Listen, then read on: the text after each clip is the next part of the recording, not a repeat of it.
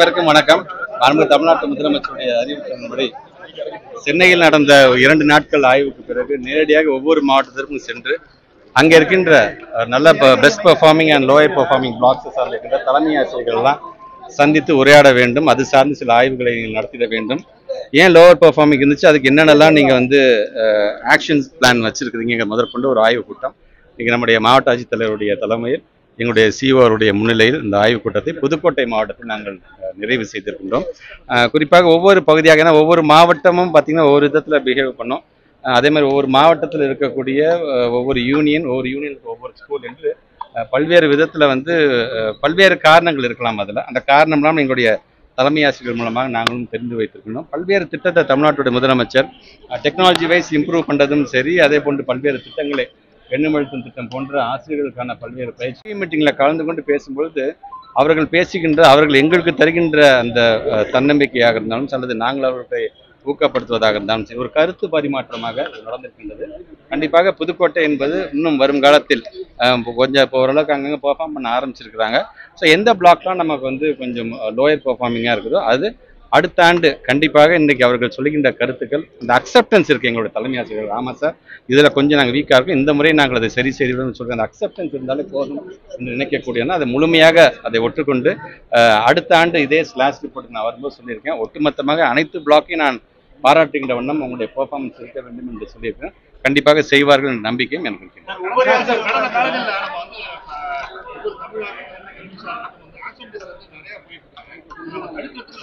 நம்ம இப்போ லாஸ்ட் 2 இயர்ஸாக பார்த்தீங்கன்னா நிறையவே டிராஸ்டிக்கலாக குறைச்சிருக்கோம். நம்ம தமிழுக்கு நீங்கள் சொன்ன மாதிரி ஆப்ஷன்ஸ் எல்லாமே குறைஞ்சிருக்குது. உள்ளபடியே நாங்கள் ஹாப்பி. ஏன்னா ரிசல்ட் நான் வெளியிட்டனால எனக்கு தெரியும். அது மேக்ஸிமம் நான் பார்க்குறது அதான் நான் பார்ப்பேன். நான் பொதுவாக எவ்வளோ ஆப்சன்டிஸ் இருக்கணும். ஸோ குறைஞ்சிருக்கு, கொஞ்சம் கொஞ்சமாக நம்ம குறைச்சிக்கிட்டே வரோம். நாங்கள் பசங்களுக்கு இப்போ நாங்கள் ஓவரால் நீங்கள் இப்போ ஆப்சன்டிசம் எடுத்து பார்த்தீங்கன்னா ஒரு ஸ்கூலுக்கு 1.5 பையன் ஆப்சண்ட் அந்த மாதிரி கணக்கு தான் வருது. அப்படி இருந்தாலும் அது சம்டைம்ஸ் ரீசனபிளான ஒரு ஆப்சன்டிஸாக கூட இருக்கும். அப்படி இருந்தாலும் அந்த பசங்களையும் எப்படியாச்சும் சப்ளிமெண்ட்ரி எக்ஸாமில் நாங்கள் எழுத வச்சிடறோம். அது அட் த மேக்ஸிமம் யாரும் எஜுகேஷன் சிஸ்டத்தை விட்டு போகாமல் இப்போ பார்த்துருப்பீங்க. நேற்று நம்முடைய மாண்புமிகு தமிழ்நாட்டுடைய முதலமைச்சர் நான் முதல் திட்டத்தில் வெற்றி நிச்சயம் என்கிற அளவுக்கான ஒரு திட்டத்தையும் கொண்டு வந்திருக்கேன். அட் த மேக்ஸிமம் பசங்களை பொறுத்த வரைக்கும் எஜுகேஷன் சிஸ்டத்தை விட்டு வெளியில் போகாமல் எங்கே போனாலும் தேடி கண்டுபிடிச்சிருக்காங்க எங்களோட டீச்சர்ஸ். 4 நாள் வரலாம் பொட்டன்ஷியல் ட்ராப் அவுட்னு தெரிஞ்சால் கூட நேரடியாக ஹெச்எம்சி எங்கள் டீச்சர்ஸ் நேரடியாக அது கிராமம் எந்த குக்கிராமம் வந்தாலும் சரி உள்ளே புகுந்து அவங்க பெற்றவங்களை இப்போ கன்வின்ஸ் பண்ணி அந்த பசங்களை கொண்டு வந்து ஸ்கூலில் விடுறதுக்கான அந்த வேலையை நடைபெற்று கொண்டு தான் இருக்கிறது. கண்டிப்பாக எங்கள் டீச்சர்ஸ்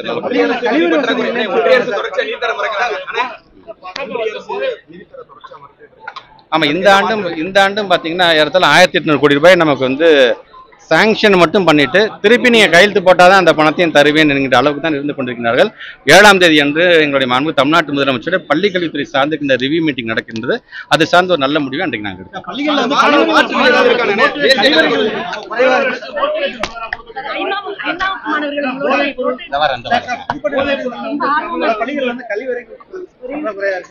நான் சி ஓட்டம் எடுக்கிறேன். ஏன்னா மெயினாக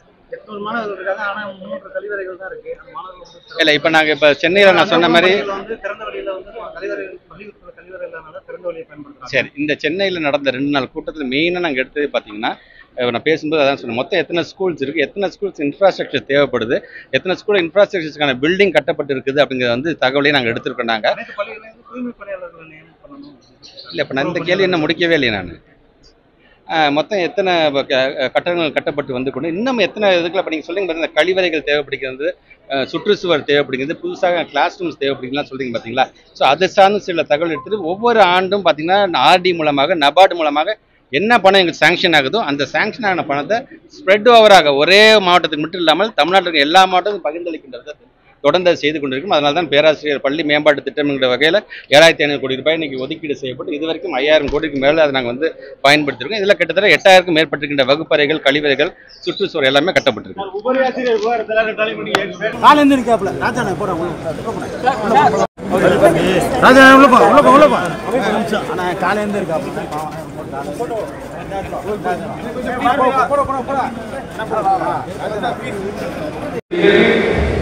பங்கிடும்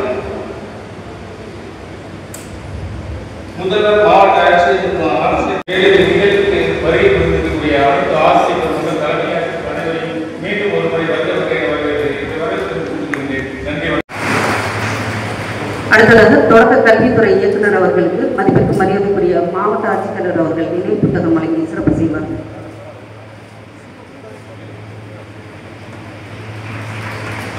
அடுத்ததாக மதிப்பிற்கு மரியாதைக்குரிய மாவட்ட பள்ளி கல்வித்துறை அமைச்சர் அவர்களுக்கு நினைவு புத்தகம் வழங்கி சிறப்பு செய்வார்கள்.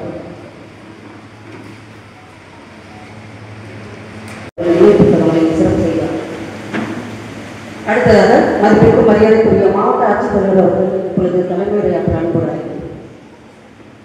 அனைவரும் கான்சன்ட்ரேட் பண்ணுறது 10th லைன் எடுத்துருக்காங்க, ஒரு போர்டு எக்ஸாம் எழுதாது, 11th லைன் எடுத்துருக்காங்க, 12th லைன் எடுத்துருக்காங்க. கிளாஸ்ல ஒரு அச்சீவ்மெண்ட் ரொம்ப குறைவாக ஒரு 7 மதிப்பெண்கள் நம்மளோட மாவட்டத்தில் 7 மதிப்பெண்கள் குறைவாக இருக்குது. ஸ்டேட் லெவலில் பார்த்தீங்க அப்படின்னா நம்மளோட அச்சீவ்மெண்ட் அதிகமாக இருக்குது. ஸ்டேட் லெவல் ஆவரேஜோட புதுக்கோட்டை மாவட்டோட ஆவரேஜ் ஸ்டேட் மட்டும் எக்ஸாம் இருக்குது. ஸோ நம்ம அதிகமாக இருக்கும்.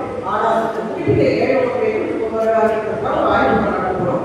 இந்த ஒரு ஆச்சரியமிக்க விஷயம் என்னன்னா நம்மளோட அமைச்சர் எல்லா மாவட்டத்தையும் போய் not only concentrating on 10th இருக்கு, அதோட ஆரம்ப கட்டம் என்ன அப்படின்னு யோசிச்சு முதல்ல இந்த புத்தகத்தை 1ஆம் வகுப்பு 2ஆம் வகுப்பு 3ஆம் வகுப்பு பிரைமரியில் இருக்கிற குழந்தைகள் நல்லா படித்தால் மட்டும்தான் நம்ம 10th எடுத்து படிக்க முடியும். எக்ஸாம் நம்ம வந்து ஒவ்வொரு வாட்டியும் நம்ம டிஸ்ட்ரிக்ட் லெவல் எஜுகேஷன் மீட்டிங் எடுக்கிறோம். அந்த மீட்டிங் எடுக்கிறோம் 10th பஸ் எடுக்கிறோம். இதோட பட் ஸ்கூல்களுக்கு செல்லும்போது நம்ம வந்து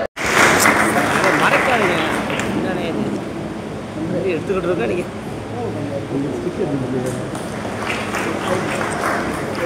நிகழ்ச்சி நடத்துவதாக மாண்புமிகு பள்ளி கல்வித்துறை அமைச்சர் அவர்கள் அந்த ரிப்போர்ட்டை பேஸ் பண்ணி நீங்க என்ன இம்ப்ரூவ்மெண்ட் கொடுக்கலாம்னு இருக்கீங்க அப்படிங்கறத தெளிவா சொல்ல வேண்டும். முயற்சி இருந்தாதான் காம்ப்ளிகேஷனை கொண்டு வர முடியும். அதனால எனக்கு ரீடிங் ஸ்கில் இம்ப்ரூவ் பண்றதுக்கு இப்போ நாங்கள் பயிற்சி கொடுத்துட்டு இருக்கோம். எனக்கு கல்வியான அதுக்கான நடவடிக்கைகளாக எடுத்துட்டு இருக்கோம்.